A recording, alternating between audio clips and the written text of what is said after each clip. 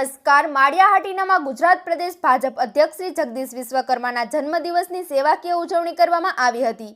તાલુકા ભાજપ મંડળ દ્વારા CSS સરકારી હોસ્પિટલની મુલાકાત લઈ દાખલ દર્દીઓના ખબર અંતર પૂછવામાં આવ્યા હતા અને દર્દીઓને ફળનું વિતરણ કરવામાં આવ્યું.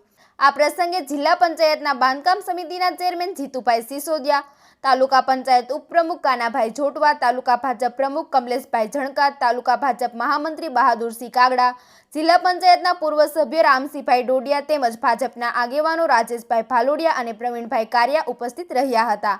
આ સેવાકીય પ્રવૃત્તિ દ્વારા દર્દીઓ સાથે સમય વિતાવી પ્રદેશ અધ્યક્ષ જગદીશભાઈ વિશ્વકર્માનો જન્મદિવસ ઉજવવામાં આવ્યો હતો. વધુ સમાચાર માટે જોડાયેલા રહો RP ગુજરાત ન્યૂઝ રાજકોટ.